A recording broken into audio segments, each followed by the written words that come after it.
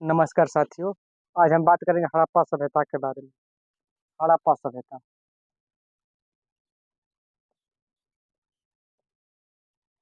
हड़प्पा सभ्यता के बारे में आज हम बात करेंगे।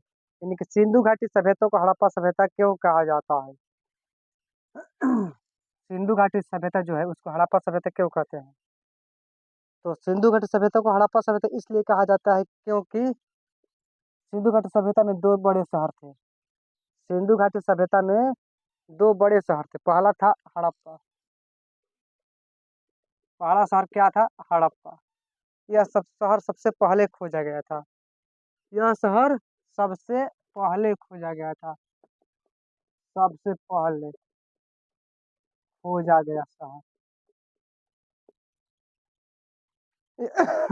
यह शहर 1921 में खोजा गया। 1921 ईस्वी में इस शहर की खोज हुई। दयाराम साहनी और माधवा स्वरूप ने इस शहर को खोजा। दयाराम साहनी और माधवा स्वरूप। माधवा स्वरूप ने इस सभ्यता की खोज की। यह शहर पंजाब के मांटगोमरी नामक जिले में था। यानी कि पंजाब के मांटगोमरी जिला। पंजाब शहर के मांटगोमरी जिला में यह जो हड़प्पा सभ्यता था वहीं वहीं पे इसकी खुदाई हुई। तो खुदाई किसने करवाई? तो दयाराम साहनी और माधव स्वरूप ने। कब? तो 1921 में। तो इससे जो अवशेष प्राप्त हुआ ठीक 650 किलोमीटर की दूरी पर। यानी कि 650 किलोमीटर की दूरी पर मोहनजोदड़ो शहर बसा था। मोहनजोदड़ो। मोहनजोदड़ो।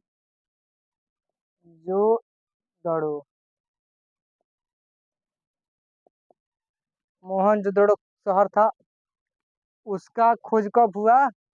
तो 1922 में। यानी कि हड़प्पा से 650 किलोमीटर की दूरी पर यह शहर था। तो इसका खोज कब हुआ? तो 1922 में। इसका खोज किसे दिया जाता है? तो राखाल दास बनर्जी।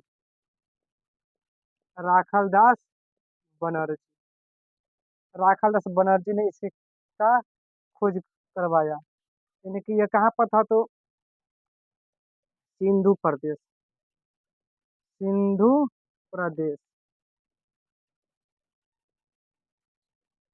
सिंधु प्रदेश के एक जिला जिसका नाम लड़कना, लेकिन लड़कना जिला में। लड़कना जिला। जिला का नाम क्या था? लड़कना। यहीं पर इसकी खुदाई की गई। जो अवशेष हड़प्पा सभ्यता से प्राप्त हुआ वही अवशेष मोहनजोदड़ो से प्राप्त हुआ। लेकिन यहाँ पे भी खुदाई हुई तो यहाँ पे भी अवशेष निकला। दोनों अवशेष क्या थे? सेम थे। यानी कि जिस प्रकार का अवशेष हड़प्पा सभ्यता से प्राप्त हुआ उसी प्रकार का अवशेष मोहनजोदड़ो से प्राप्त हुआ। तो विद्वानों ने राय यह ली कि इसे हम सिंधु घाटी की सभ्यता देंगे। विद्वानों ने इसे किस सभ्यता का नाम दिया? तो सिंधु घाटी की सभ्यता। सिंधु घाटी की सभ्यता या सिंधु सभ्यता। तो सर जॉन मार्शल और अन्य विद्वानों का यह राय था कि इसे हम सिंधु घाटी की सभ्यता का नाम देंगे। यानी कि उनका नाम क्या था?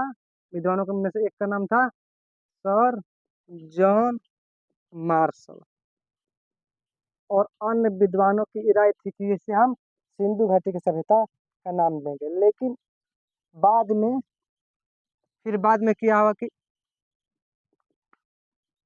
धौलावीरा, रोपड़, बनावली, धौलावीरा, रोपड़, बनावली, कालीबंगा आदि शहरों की खुदाई हुई। यानी कि आदि शहरों की खुदाई हुई। धौलावीरा का, रोपड़ का, बनावली का, कालीबंगा का, इन सब का खुदाई हुई। तो यहाँ पर खुदाई होने के बाद यहाँ पे भी अवशेष निकला। यह अवशेष हड़प्पा सभ्यता से मिलता जुलता था। जो जितना सारा अवशेष था तो हड़प्पा सभ्यता से मिलता जुलता था। तो अब विद्वानों में होड़ मची कि इसे हम क्या कहेंगे, इसे हम सिंधु घाटी की सभ्यता नहीं, इसे हम हड़प्पा सभ्यता का नाम देंगे। यानी कि यह सभ्यता क्या था, तो हड़प्पा सभ्यता का था। हड़प्पा सभ्यता।